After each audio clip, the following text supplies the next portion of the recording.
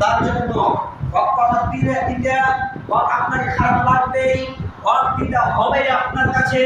কে কি করছে সব থেকে বাদ দিন, কে কে কি করছে এগুলো থেকে দূরে থাকুন।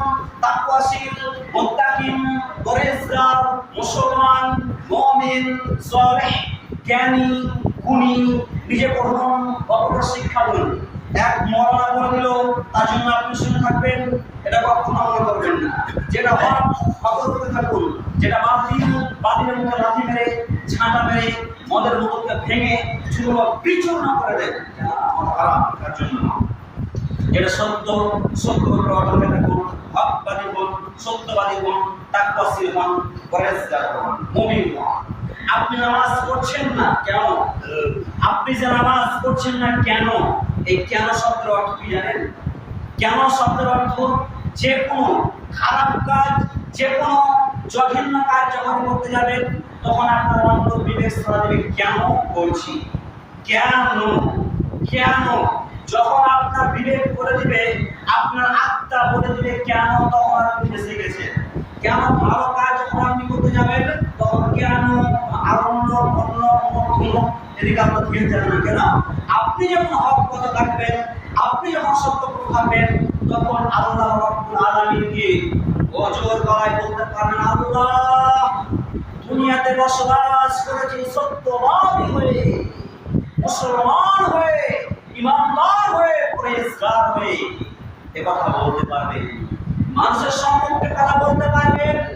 আপনি কোনদিন সিনাতে লিপ্ত হননি, যদি আপনি কোনদিন মদের ভাটাতে বসেননি, কোনদিন তাস খেলেননি, কোনদিন জুয়া খেলেননি, আপনি নামাজি পড়ুন, আপনি পাঞ্জাবি টুপি লাগিয়ে আল্লাহ রাসূলের সুন্নাহকে দাড়িকে ছেড়ে সুন্দরভাবে আপনি সুন্নাহ মেনে চলছেন, বিচারের সময় আপনি ন্যায় বিচার করতে পারবেন।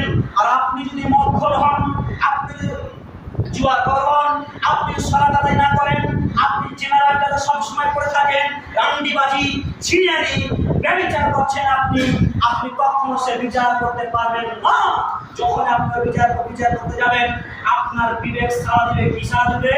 বিবেক বলবে, আমি যদি এখানে বিচার করতে যাই তাহলে তো আমি তো একদিন ছিনারবাজি করেছি, আমিও তো একজন অমুকের মেয়েকে পাঠাচ্ছি, আমিও তো একদিন অমুক কাজ করেছি, আমিও তো অমুকের সাথে জেনাতে লিপ্ত হয়ে ধরা পড়েছি, তাহলে আমার কাছে উপায় নাই। যদি আমি আজকে সঠিক বিচারটা করতে যাই তাহলে আমার আরাম করে একজনকে দাঁড়িয়ে বলবে, বড় সাহেব, সত্তার সাহেব, আপনি তো একদিন ওই মাল ছিলেন, আপনি সেটা করে বসে মাল খারাপ করে করে ফেলবে আপনাকে। তাহলে কি করতে হবে? সঠিক পথ থাকতে হবে, তাকওয়াশীল হতে হবে, পরহেজগার হতে হবে, দিনদার হতে হবে। তাহলে আপনি সঠিক বিচার করতে পারবেন। ভক্ত থাকলে আপনার কোনো ডর ভয় কেন কি জিনিস এই কেন শব্দ আপনার আসবে না। তাই বলছি, আপনি কোরআন আয়াত তেলাওয়াত করেছিলাম কি আল্লাহ রাব্বুল আলামিন বলছেন, শুনো, রব্বানা যালামনা আনফুসানা ওয়া ইল্লাম তাগফির লানা ওয়া তারহামনা লানাকুনান্না মিনাল খাসিরিন। এই শব্দের অর্থ এই কোরআনের আয়াতের মানে আমরা জানি, হে আল্লাহ তোমার কাছে ভুল করেছি, তুমি ক্ষমা করুন। হে রব্বুল আলামিন তোমার পাপী বান্দা, আমি তোমার কাছে ভুল করেছি, তুমি ক্ষমা করুন। নামাজ পড়নি আল্লাহ ক্ষমা করুন। এই অর্থ মানে এই নয়, এই অর্থ মানে হলো কি, হে আল্লাহ, হে আল্লাহ আমার অন্তর, আমার হৃদয়কে, আমার মনকে আল্লাহ তোমার কাছে চলে গেছি। আল্লাহ আমার অন্তরকে, আমার কল্পকে, আমার হৃদয়কে গুনাহ থেকে বাঁচান। আল্লাহ যা পাপ করেছি ক্ষমা করুন। নামাজ পড়তে পারি, সালাত আদায় করতে পারি, আপনার অন্তর সেই দিন বলে যেদিন আপনি নামাজ পড়বেন না। আপনার অন্তর তখন বলে যখন আজান হয়ে যায়, আপনি বিছানায় শুয়ে থাকেন, তখন আপনার অন্তর বলে, কিন্তু আপনার রাস, আপনার এই যে বডি, সে বলছে না। আপনার ভিতর থেকে, অন্তর থেকে, আপনার ভিতর থেকে যখন আত্মা বেরিয়ে যাবে, তখন সে আত্মা সাড়া দিবে, কি বলবে? সে আত্মা আল্লাহ রাব্বুল আলামিন ফারিস্তাকে বলবে, ফারিস্তা করে নিয়ে চলে।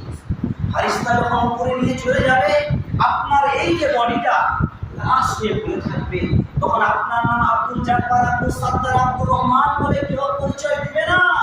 সেই দিন বলবে লাশটা কোথায় আছে, কোথায় মৃত্যু ব্যক্তিটা আছে, লাশটা কোথায় আছে, চলো সেই দিন আপনারা বলবেন আব্দুর রহমান কই, আব্দুল জব্বার, আব্দুল সাত্তার, আব্দুর রহিম কই, কোথায় আছে তারা? একবার বলবে না।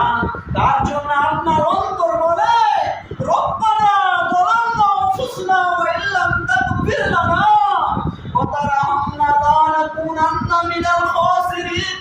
আল্লাহ, আমার হৃদয়কে আমি কালো করে দিয়েছি, আমার বিবেককে, আমার আত্মাকে আমি অন্ধকার করেছি, আত্মা ছটপট ছটপট ছটপট করবে। আল্লাহ, এই পাপের সাজা, এই পাপ না করেছি, এর সাজা কেমন করে আমি ভোগ করবো? আল্লাহ, এর পাপের সাজা আমি ভোগ করতে পারবো না। আল্লাহ, আল্লাহ যতদিন মদ খেলাম আল্লাহ, আর কোনদিন মদ খাবো না আল্লাহ, ক্ষমা করে দাও।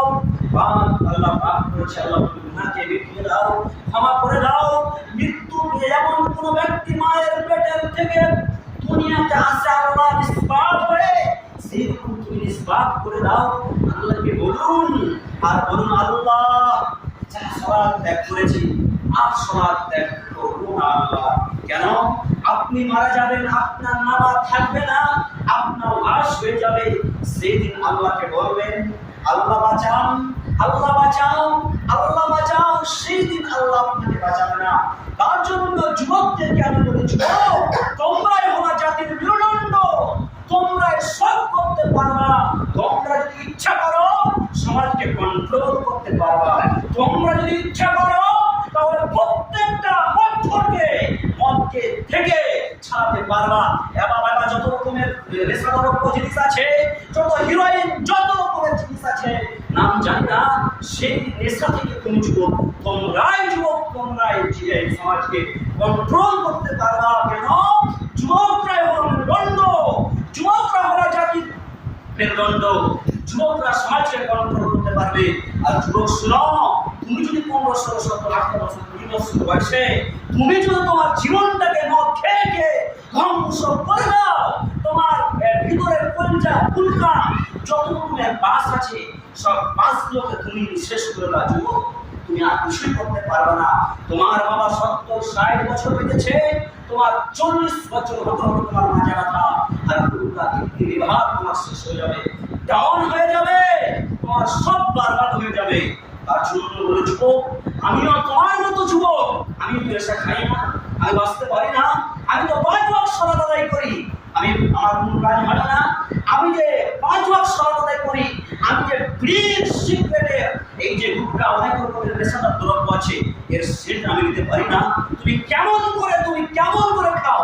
তোমার বিবেক একবার কেন বললো না যে জিনিসকে আল্লাহ রাব্বুল আলামিনের রাসূল চিরদিনের জন্য হারাম করেছে, যে মদকে হারাম করার পর মধুকে হালাল করা হলো, সেই মধু তুমি চিনতে পারলা না, সেই মধু তোমার বাড়িতে নেই, সেই মধু তুমি খেতে পারলা না।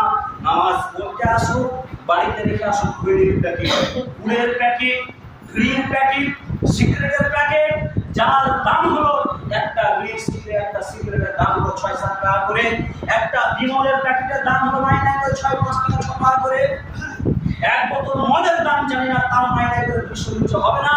এক চিনি হালকা কিছু পরিমাণ এক হিরোইন না কি বলে, সেই হিরোইনের দাম 600 টাকা দাম। তুমি কেমন করে খাও? 400-450 টাকা কেজি মধু তুমি খেতে পারো না। 1 কিলো মধু তোমার 1 মাস যাবে, 400-450 টাকা দিয়ে কি হবে মধুতে? তোমার শরীরের পাশ ঠিক থাকবে। কি হবে তোমার মধুতে? তোমার মধুতে জ্বর জ্বর তোমার বেড়ে যাবে। কি হবে মধুতে? কালজিরা মধু খান। আল্লাহ রাব্বুল আলামিন রাসূল বলে গিয়েছেন 1450 বছর আগে যে সবচেয়ে শ্রেষ্ঠ ওষুধ হলো, সব রোগের শ্রেষ্ঠ ওষুধ হলো কালজিরা তেল। কি? কালজিরা তেল খান, আপনার ভিতর ঠিক থাকবে। আপনি মস্তিষ্ক নষ্ট করে দিয়েছেন, আপনার ভিতরের পাসগুলোকে নষ্ট করে দিয়েছেন, আর আপনার ব্রেন কাজ করবে না। কেন? এতদিন মদ খেয়ে আপনি শেষ হয়ে গেছেন। কাল বাদ পরশু আপনার কি হবে? কাল বাদ পরশু আপনার ক্যান্সার রোগে আক্রান্ত হবেন। তারপরে কি হবে? ক্যান্সার রোগে যখন আক্রান্ত হয়ে গেলেন, তারপর মৃত্যুর সাথে আপনার আসবে। মৃত্যুর সার্টিফিকেট যখন চলে আসবে, ডক্টর খুঁজুরি বলে 5 থেকে 6 দিন, 6 থেকে 7 মাস, তারপরে 1 মাস 2 মাস, এর মধ্যে তুমি মারা যাবে। তখন কি বলে আল্লাহ আল্লাহ বলে, আল্লাহ বলছে তখন তোমার কথা শোনা যাবে। কখন তোমার কথা শোনা যাবে? যতদিন পর্যন্ত তোমার লাশ তুমি এই দুনিয়াতে বেঁচে আছো, আমাকে বলো আল্লাহ তুমি ক্ষমা করে দিয়েছি। আল্লাহ বলছে বান্দা শোনো, তুমি সুস্থ অবস্থায় আমার কাছে তোমার যৌবনের তোমার বয়সের প্রারম্ভটা দাও। সুস্থ অবস্থায় তুমি দাও, তোমার গুনাহকে সব ক্ষমা করা হবে। কিন্তু তুমি অসুস্থ অবস্থায় যদি আল্লাহর কাছে যাও, ক্ষমা করা হবেই হবে, কিন্তু সুস্থ অবস্থায় তোমার বেশি বেশি ক্ষমা হবে। আজকে আপনি একবার ভাবলেন না, তারপর সেই পরেজটা দিনটা চুরি চামারি ঘুরে গেলেন, নামাজে আপনি বলেন না, আপনাকে দুইটা ছোট্ট করে ঘটনা বলি, তাহলে আপনি বুঝতে পারবেন কত মাল খেয়েছেন, কত নেশা করেছেন, কত চুরি করেছেন। আজকে আপনি নামাজ পড়লেন না, থাকতে পারলেন, আপনি ভাবছেন আমি বিচার করছি, আমরা দেখতে পাই না, নামাজ পড়ি না, ঘরের মধ্যে শুয়ে আছে, আল্লাহ দেখতে পাই না। আপনাকে দুইটা ঘটনা বলি, তাহলে আপনি বুঝতে পারবেন। হযরত ওমর রাদিয়াল্লাহু তাআলা আনহু তিনি বলছেন কি তিনি বলছেন উবাই ইবনে কাবকে, উবাই ইবনে কাব তাকওয়াশীল কোন জিনিস, তাকওয়াশীল কেমন ব্যক্তি, কাকে তাকওয়াশীল বলা হয়? উমর ইবনে কাব বিশ্বর যিনি হলেন হযরত ওমর রাদিয়াল্লাহু তাআলা আনহু, তিনি কাকে জিজ্ঞেস করছেন? উমর ইবনে কাবকে জিজ্ঞেস করছেন। উমর ইবনে কাব তাকওয়া কি জিনিস? উমর ইবনে কাব বলছেন, হযরত ওমরকে আলা উল্টা প্রশ্ন করছেন উমর ইবনে কাব। উমর রাদিয়াল্লাহু তাআলাকে উবাই ইবনে কাব জিজ্ঞেস করছেন যে উমর শুনো, তাকওয়া কি জিনিস তুমি কি জানো? তুমি বলো তো, তুমি কি কাঁটা রাস্তা দিয়ে হেঁটেছো? তুমি কি কাঁটা রাস্তা দিয়ে হেঁটেছো? বলছে হ্যাঁ আমি হেঁটেছি। তাহলে কেমন করে হেঁটেছো? তুমি হেঁটেছো তো কেমন করেছিলে? তখন এমনি রাস্তাঘাটে যেমন চলো সেরকম হয়ে চলছিল? কেমন করে চলছিল? উমর ইবনে কাব যখন এই প্রশ্ন করল, হযরত ওমর রাদিয়াল্লাহু তাআলা উবাই ইবনে কাব যখন এই প্রশ্ন করলেন, উমর রাদিয়াল্লাহু তাআলা তখন বলছেন উবাই ইবনে কাবকে, উবাই ইবনে কাব শোনো, আমি যখন রাস্তাতে চলি তখন আমার শরীরে চাদর দিয়ে জুব্বা দিয়ে খুব যত্ন করে একদম জড়ো সরো হয়ে কাঁটা যেন আমাকে না কাজ করে না পুড়ে, তার জন্য খুব জড়ো সরো, এইভাবে আমি খুব জড়ো সরো হয়ে রাস্তাতে রেখেছি। উমর ইবনে কাব, উমর রাদিয়াল্লাহু তাআলা আনহু যখন এই কথা বললেন, উকবা ইবনে কাব বলেছেন কি ফাযালিকা হুয়া তাকওয়া। উমর রাদিয়াল্লাহু তাআলা আনহুকে বলছেন ফাযালিকা হুয়া তাকওয়া। উকবা ইবনে কাব বলছেন কি ফাযালিকা হুয়া তাকওয়া। হে উমর, তুমি তো তাকওয়া কি জিনিস বুঝেই গেছো। বলছে কেমন করে? ওই উমর শোনো, তাকওয়া সেই জিনিস যে তুমি যখন রাস্তা দিয়ে চললা, তোমার শরীরে কাঁটা লেগে যাবে, কাঁটা রাস্তাতে চলছিলা, দাগ লেগে যাবে, তার জন্য খুব জড়ো সরো হয়ে একদম চাদর দিয়ে একদম জুব্বা দিয়ে একদম এরকম করে জড়ো সরো হয়ে কাঁটা কাজ করতে না পারে, তার জন্য তুমি খুব জড়ো সরো হয়ে হেঁটেছিলে। উমর এবার শোনো, এর নাম তাকওয়া। যখন তুমি কোনো খারাপ পথে যাবা, যখন আজান হবে তুমি যখন শুয়ে থাকবা, তখন তোমাকে বিছানা ত্যাগ করতে হবে। যখন তুমি চুরি করবা, তখন তোমাকে চুরি থেকে বাঁচতে হবে, আল্লাহ আমাকে দেখতে পায়। যখন তুমি জঘন্য কাজে যাবা, তখন তোমাকে আল্লাহ দেখতে পায়। এই জিনিসকে মনে ভেবে, এই জিনিসকে বিশ্বাস করে যখন তুমি গুনার কাজ থেকে সরে গেলা, তখন তুমি তাকওয়াশীল হয়ে গেলা। আর যেমন তুমি তাকওয়াশীল যদি হয়ে যাও, তখন তুমি জান্নাতে চলে যাবে। বলুন সুবহানাল্লাহ। এরই নাম তাকওয়া। আর একটু ছোট্ট করে বলি, হযরত ওমর রাদিয়াল্লাহু তাআলা আনহু তিনি থাকতেন মদিনার উঁচু জায়গাতে। কোন জায়গাতে? মদিনার উঁচু জায়গাতে তিনি ছিলেন কমান্ডার। আজকাল আপনার সমাজের নেতা, উমর নেতা ছিল, দেখেন এটাই আপনার প্রমাণ করতে চাই। আপনার সমাজের নেতা বিচার কেমন করে করে আর দায়িত্ব কেমন করে পালন করে তোমার শুনে ছোট করে একটা করার চেষ্টা করছি, একটু সহ্য করুন। হযরত ওমর রাদিয়াল্লাহু তাআলা আনহু তিনি ছিলেন সেনাপতি কমান্ডার, তিনি দায়িত্ব পালন করতেন। যে ওমর যে রাস্তা দিয়ে চলতেন সেই রাস্তা দিয়ে শয়তান প্রবেশ করতে পারত না। সেই ব্যক্তি ওমর রাদিয়াল্লাহু তাআলা আনহু তিনি যখন নেতৃত্বের পদে বসেছিলেন, তিনি মদিনার সবচেয়ে উঁচু জায়গাতে ছিলেন। সেই জায়গা থেকে একদিন রাত্রি ওমর চলে আসছে। কেমন করে? ওমর খালি দেখে বেড়াচ্ছে, রাত কি রাত পাহারা দিচ্ছে, কোথায় কি হচ্ছে, কোথায় আইনের খেলাপি করছে, কোথায় কি করছে। আজকে আপনার মন ঘুমিয়ে থাকে, আপনার সত্তর ঘুমিয়ে থাকে, সমাজে যারা দায়িত্বশীল আছে তারাও ঘুমিয়ে থাকে, যারা পঞ্চায়েতে যারা প্রধান আছে মেম্বার আছে তারাও ঘুমিয়ে থাকে। সামনে পিছনে কোথায় কি হলো কোনো দেখা দেখি নাই। কিন্তু ওমরকে দেখুন, ওমর বেতন পাতন আরো মরক সত্তার সমাজ মরক যত মেম্বার কোন আছে আর 5000 টাকা করে বেতন ভাই মরক যারা এই ব্যক্তি আছে এই মেম্বার কোঠা 5000 টাকা কত যে 5000 মারে যা ভাবতে দেন কিন্তু ভাই ওমর বেতন পেত, ওমর কোনো বেতন পেত না। তাহলে কি করতো? হযরত ওমর রাদিয়াল্লাহু তাআলা আনহু তিনি রাত কি রাত পাহারা দিতেন। কোথায় আলোচনা, কোথায় কি হচ্ছে, কোথায় কোন আলোচনা হচ্ছে, কোথায় মারামারি ঝগড়া বিবাদ, কে চুরি ডাকাতি, কে কি করছে, কে ইসলামের বিরুদ্ধে কাজ করছে, এই জন্য ওমর রাত কি রাত পাহারা দিতেন। সে ওমর একদিন চলে আসছেন। আস্তে আস্তে আস্তে দুজন যুবক, একজন যুবতী আর একজন বৃদ্ধা মহিলা, একজন যুবতী মহিলা, একজন বয়স্ক মহিলা, ইনারা ঘরের মধ্যে আলোচনা করছে। কি আলোচনা? সকাল হয়ে গেল, ফজর হয়ে গেল, ভোর হয়ে গেল, কেউ নাই এত রাত্রির সময়, ফজরের সময় কে উঠেছে? কেউ উঠেনি।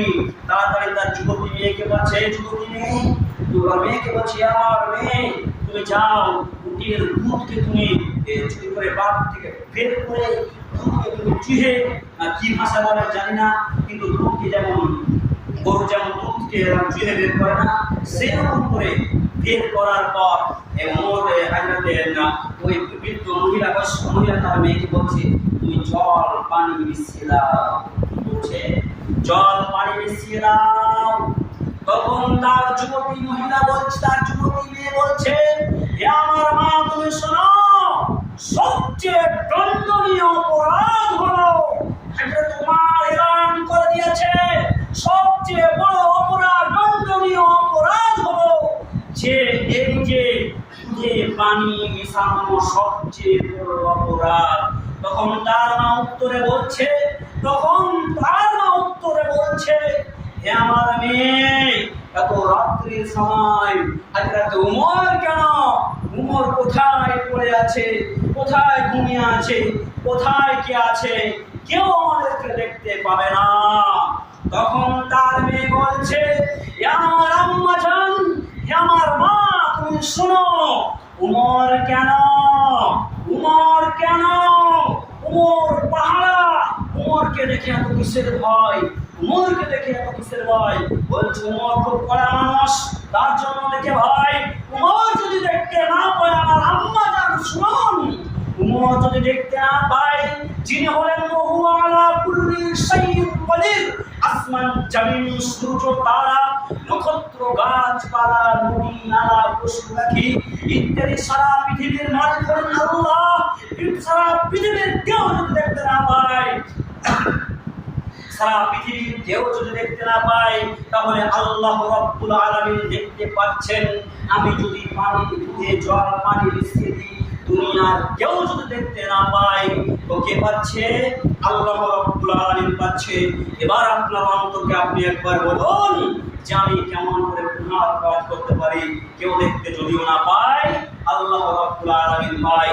যত আপনি দুঃখে থাকুন, যত আপনি কষ্টে থাকুন, দিনে 500 টাকা ইনকাম না করে 400 টাকা ইনকাম করুন, 1 ঘন্টা সময়ের দিকে আপনি নামাজের দিকে আপনি সময় দিন, দুনিয়ার সমস্ত গুনাহ থেকে পরে বাঁচুন। এই হযরত ওমরের ঘটনা আপনি মনে করেন আজ থেকে, আর গুনাহ থেকে বেঁচে যান। কেউ যদি দেখতে না পায়, আজ তো কে দেখতে পায়? আল্লাহ রাব্বুল আলামিন দেখতে পায়। এই ঘটনাকে সামনে রেখে তার জন্য বলেছিলাম বা ইন্না মা'আল উসরি ইউসরা, ইন্না মা'আল উসরি ইউসরা। সুতরাং দুঃখের পরে আছে সুখ, নিশ্চয় দুঃখের পরে আছে সুখ। আজকে আপনি দুঃখে থাকুন, তাহলে কিয়ামতের মাঠে আপনি ইনশাআল্লাহ সুখে আল্লাহ রাব্বুল আলামিন আপনাকে রাখবে। আল্লাহ তাআলা আমাদের সকলকে অপরিয় পাপ থেকে দূরে রাখুন। সকলে বলুন আল্লাহুম্মা আমিন।